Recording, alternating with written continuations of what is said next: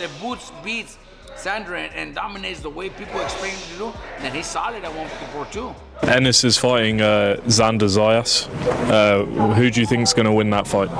I think Boots. Do you think he will stop Zayas? I think, yeah, he's gonna stop Zayas. How do you rate his punching power? Very painful. I don't see Jaron. I see Jaron as being a guy that's actually knows what he's doing and knows how to fight. Has talent too, but knows how to use his talent. As the matchup between Xander Zayas and Jaron Ennis gained massive attention, boxing professionals began giving their final verdicts on the fight. Sharing his opinion on the matchup, Sergio Mora warned that overlooking Xander Zayas could become a serious mistake, insisting the young champion had already shown composure in high-pressure situations. Boots more, more chill, with a little bit more swagger. He's a little bit more, soft with his comebacks. But no, he was brimming with confidence, and him and Zayas were going back and forth, and I think Zayas handled it perfectly. For a 23-year-old champion who hasn't really been against the best, he's facing somebody that's potentially pound for pound one of the best, and Zayas handled it. He handled it with flying colors, man. And I think Boots better respect what he has in front of him. Even though the measurements stay the same, I saw a bigger, younger fighter motivated to do something great in Zayas. And if Boots is not careful and is a little bit too much overconfident, then this is a type of fight where he can be exposed. That concern quickly fueled a wider debate surrounding Boots Ennis, with Chris Algieri questioning whether the defensive lapses seen in previous fights could leave openings for Xander to control rounds from the outside. Calculated move. I think it's a smart move. I really do. Because not only is this a huge opportunity in a huge fight, he can win. That's the craziest thing. I'm talking to people and they're like, I think Boots is too confident. I think Boots thinks he's gonna walk over this kid. I'm like, stylistically, it's a really tough fight for Boots. I've never seen Boots really close the distance on a guy who can move and is gonna punch. Because if he sits there and fights the way that he did against Karen Chukatsian in the first fight, he loses. If he fights in the same way he did in the Karen Chukatsian fight, second fight, he loses. You can't just walk in the front door. Who was the Armenian fighter that he fought? That Terrence Crawford had KO? Avanesian, exactly. You fight that fight with Xander, you lose. You can't fight that way. You've got to show me things you haven't shown. As scrutiny around the matchup intensified, Paulie Malignaggi admitted the timing of the fight caught him off guard, suggesting Team Zayas may believe this is the perfect moment to shock the division before Ennis fully settles into the weight class. The press conference, but I am surprised they put in Xander that early. Listen, Xander will fight anybody. He's that kind of fighter. Super marketable fighter, so that's why I was surprised that they're taking this chance with him a little early. If he wins, he's a megastar. Ennis is one of the best fighters in the sport today. This is a fight I think both of them need, but I think Ennis needed it more because Ennis is a little older. With Zayas, you had time to wait on this kind of risk. So credit to both guys for making it. Credit to DAZN for making it, for getting all these promoters together and making these big fights. I think it's an exciting fight for the reason that it's done at this point. I think it serves Ennis better. In 2 years, it would have served Zayas better. So we'll see if Zayas can pull this off, because he becomes a major star if he does. The growing discussion then shifted toward what the fight actually means for Boots' career after Bill Haney argued that beating Xander would still fall short of the statement a victory over Virgil Ortiz could make. Another example. No one believes that Zayas is going to beat Boots. Zayas has an opportunity to rise, learn something about himself, the world learns something about him. Boots beating Zayas, what does that actually say about Boots? He dusted another off that was in his way. Okay. You got some belts. You a champion. I need them belts. Okay. Now, if Boots had went up from 147 and went to fight him at 154 for the first time, instead of getting his feet wet with the other fight, because he had a 54 fight, right? Right? Yeah. People would have thought different about it. Even with the boxing world divided on the matchup, Ronnie Shields still leaned toward Ennis because of his experience, while warning that Xander remained dangerous enough to shock everyone with the right performance. But this is going to be a great fight. I mean, really and truly, it's going to be a great fight. Boots has all the skills in the world. He can fight orthodox or southpaw. But Xander can really fight. I mean, this guy is not world champion for nothing. He's a world champion for a reason. And, you know, and I know Boots is not going to take this lightly. But, you know, give the edge to Boots just because of the guys he's fought already. But you can't close your eyes on Xander because this kid can really go.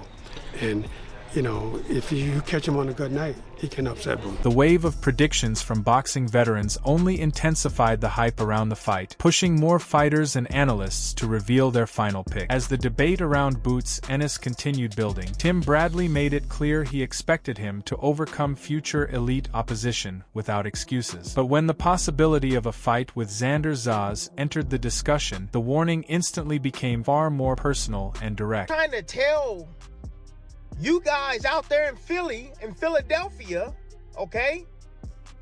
I'm trying not to let it get there to that point where when you do step up in class, the Fendoras of the world, yeah, hopefully not Xander Zayas. I'm telling y'all right now, y'all lose to Xander Zayas, y'all ain't gonna never ever stop hearing me say, boy, y'all better not lose. I'm just telling y'all right now, you better not lose. I'm putting money down on y'all, and I'm going to show the tag. Y'all better not lose to no Xander Zayas. That's all I'm going to tell you right now, boy. For real. Because you ain't going to never hear the end of me. Ever. Hell no. Doubling down on his stance, Bradley warned that flashy movement and defensive reflexes could eventually become dangerous habits inside the ring. Using Roy Jones Jr. as an example, he questioned how long that style could survive once timing and athleticism began to fade. I dodged a lot of shots too, just like moving his head and all that shit. Yeah, I had slip counters and all of that shit too. Yeah, that little pizzazz and all that. Yeah, I had all of that shit too. Yeah. Oh yeah, but it comes back and it bites you in the ass. Ask Roy Jones Jr. Ask Roy. Shit. Ask Roy. Yeah. So,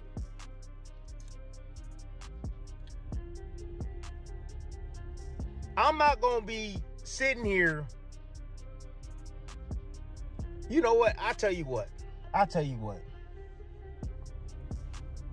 Nah, fuck that. I ain't shutting the fuck up. I'm gonna say what I'm gonna say, and I'm just gonna watch what happens. Looking closely at the matchup, Max Kellerman and the boxing panel believed Xander Zayas would bring far more confidence into the ring than most opponents facing Jaron Ennis. According to them, the atmosphere and crowd support only added more intrigue to the fight. Boots fight, there's some times where there's guys that are not as good as him on his level are hitting him, and maybe Xander's seen us, you know what, let me get him, because if I hit him, it'll be different than other guys. And I think when guys step in the ring with Boots, they're intimidated with the athleticism. Yeah, he's speed. A different brother.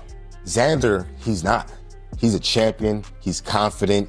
He got that Puerto Rican pride too. Okay. I mean, the fight's in Puerto Rico. You know what I'm saying? So, I mean, the fight's in New York. I'm sorry. Might as well be in Puerto Rico. Puerto Rico. You know, Puerto Rico, New York. You know how it is. So it's gonna be a big fan base for Xander, man. So it's gonna be like a hometown kind of fight for him. So, you know, man, it's just a great recipe for it to be a great fight. At the same time, comparisons between Xander Zayas and past Puerto Rican stars like Miguel Cotto and Felix Trinidad continued growing because of his rising popularity and fan support. Despite the excitement surrounding his rise, Paulie Malignaggi still considered Jaron Ennis a dangerous challenge at this stage of Zayas' career. Puerto Rican fan base, if you give them a champion like that with all the marketability that Zayas has, they will blend in very nicely into the modern boxing sphere. Similar to Miguel Cotto and Trinidad. This fight, yeah, you know what? Right. But Cotto was more ready at that point than for Judah. You know, it was done at the right time for Cotto. It was a little bit after Judah. It was a little bit on the decline for Judah, and it was at the perfect time for Cotto. While this one is, I think Ennis still is a very dangerous. Going against popular opinion, Richard Torres Jr. backed Xander Zayas to defeat Jaron Ennis despite the growing hype surrounding Boots. He pointed toward Zayas' composure, boxing instincts, and overall presence as qualities many fans were seriously overlooking because of his age. Xander's gonna win. I think people are underestimating Xander so much. It's insane to me. Like, people are like, oh, like, Xander's not ready for Boots. This isn't, you know, oh, Boots is gonna wash him out. Boots is gonna do this. Boots is gonna do that. Xander's a world champ, a multiple belt world champ, and he's showcased who he is time and time again. I think people are just like washing him out or like overlooking him because he's so young. But I'm giving it to Xander. I think Xander's his boxing ability, his ring IQ, his presence, his just stature. I think it's gonna be tough for anybody to beat him. And so I'm excited for this fight, and I think it's gonna be a great fight. I think it's gonna be a competitive fight. But my mind's giving a confident prediction, Dwight Flemings Jr. expected Jaron Ennis to completely dominate the fight through either a wide decision or a late stoppage. From his perspective, Ennis's overall skill set, aggression, and control during exchanges created advantages that would become difficult to overcome over 12 rounds. He's gonna stomp a mud hole in his ass. Straight like that? Straight like that. Damn. What do you think the deciding factor is in that fight, yo? I think it's either he gonna whoop him for 12 rounds or later rounds he gonna get him out of there. I think that is all. Straight up.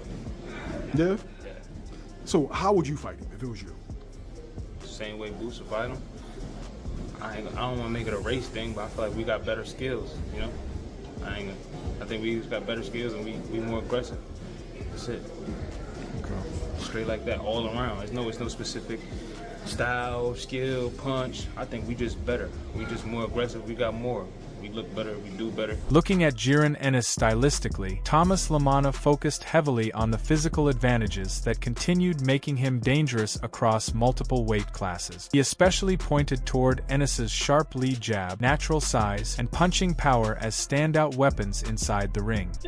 So, in comparing, Jamal, elite level lead hand, good thumping jab, best jab, one of the best jabs in boxing at, the 40 to 68 range, whatever.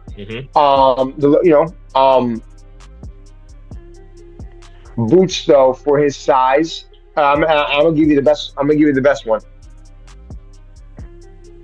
I'll sum it up like this. Keep in mind, welterweights are the biggest punchers. The biggest fighters who wear the smallest gloves. Wear the 8s still, right?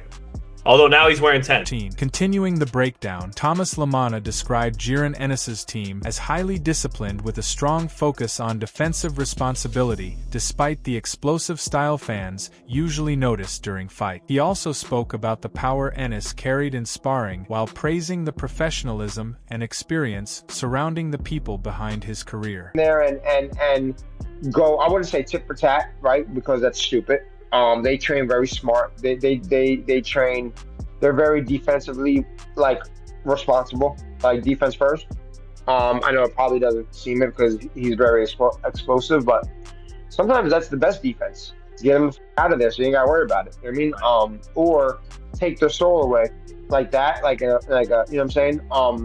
So yeah, man, just going in there. When you're on the team, he's not going to kill you, bro. I didn't see him knock a couple guys out in boxing. Bye. You know what I'm saying? And but they came from other gyms. You know what I'm saying?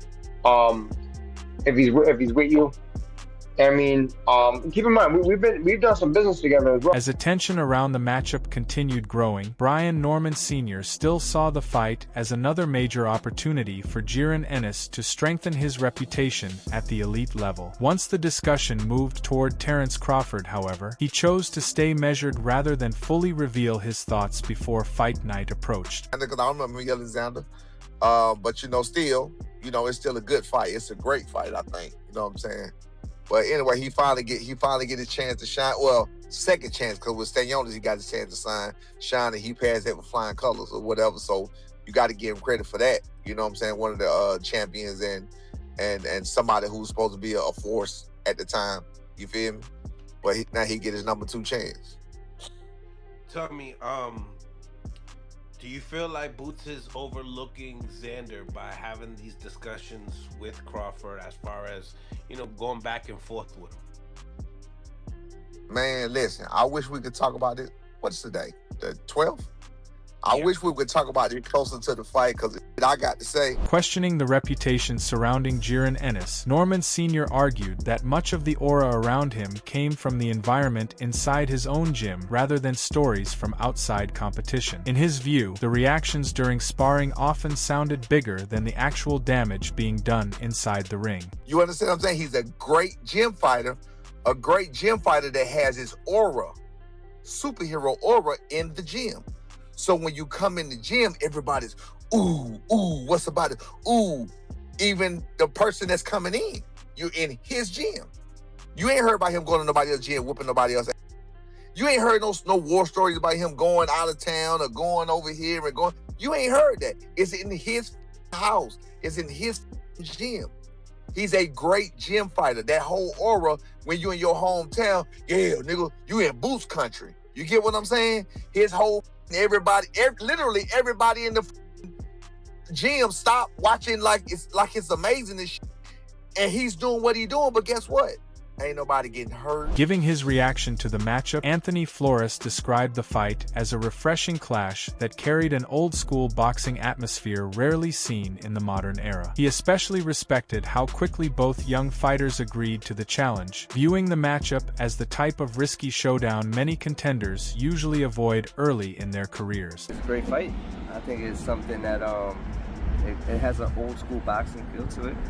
It's nice to see two young guys go at it, like all the cliches everyone's already said, but it's refreshing. I think it's going to be a fun fight while it lasts, and like I commend both fighters for, you know, wanting to make this fight happen so fast, quick turnaround, and I'm excited for it. I can't wait. Andre Berto viewed the fight as a major test for Xander Zayas and whether he was truly ready for elite competition at this stage. At the same time, he described Jaron Ennis as an extremely talented fighter, still waiting for the defining performance that could fully confirm the hype surrounding his career.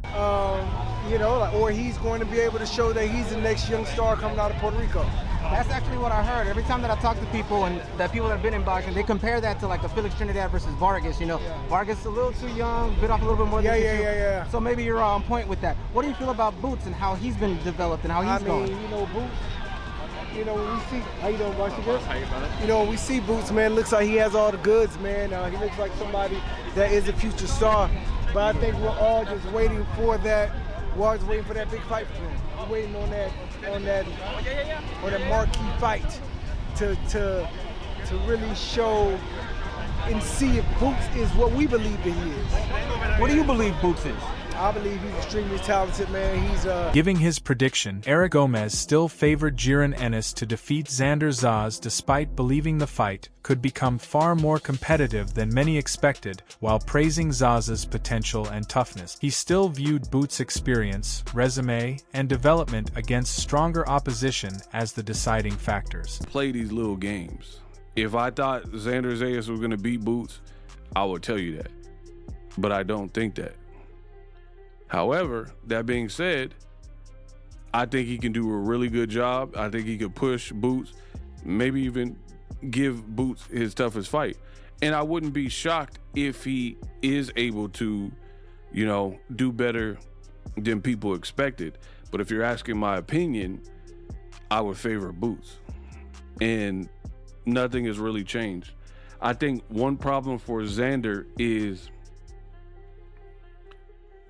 he's very young. Digging deeper into the matchup, Eric Gomez admitted he still had unanswered questions surrounding Xander Zayas because of how carefully his career had been developed from such a young age. For him, however, age could no longer remain part of the conversation once a fighter reached the elite championship level. So I feel like there are more questions from me for Xander, you know what I mean?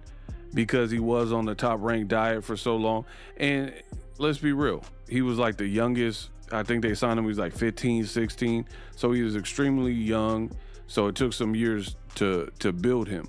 But even when he turned 18, 19, now you're in the Mike Tyson territory. Hi, it's me, Michael Tyson. I'm not a textbook fighter. I fight totally different. It's like Customato. He told me that I was going to be a champion. One day I was going to be a champ, right? Mike was young. So at a point, it gets to a point where You know, the age stuff ain't an excuse. Setting the stage for the fight, the sports analyst highlighted the undefeated records and championship pedigree carried by both Xander Zayas and Jaron Ennis entering the matchup. With knockout power, titles, and momentum on both sides, the clash immediately started feeling like a major event at junior middleweight. The buildup alone already carried the pressure of a high-stakes championship showdown between two rising stars. Unified, undefeated Puerto Rican star, world champion junior middleweight, Xander Zayas, 23 wins, no loss, no draw, 13 wins by way of knockout. He's the unified WBA, WBO junior middleweight champion. He's going to face off against the phenom, as I refer to him as, the former lineal unified WBA, IBF, Ring Magazine welterweight champion, and now the former WBA interim junior middleweight champion, undefeated superstar boxer, Jaron Boots Ennis, who is 35 wins, no loss, no draw, 31 wins by way of knockout. Breaking down the title situation, the analyst explained that Ennis needed to give up his interim status before moving forward with a unification clash against Zayas. In the middle of the championship buildup, the usual sanctioning body politics once again entered the conversation. However, even with the confusion surrounding the belts, the fight itself still carried major significance for the division. As Xander Zayas and Jaron Ennis move closer to fight night, the boxing world remains completely divided on the outcome. One side sees Boots' pressure and power taking over, while the other believes Zayas is ready for a superstar breakthrough. Drop your prediction in the comments and don't forget to like, subscribe, and turn on notifications for more boxing coverage.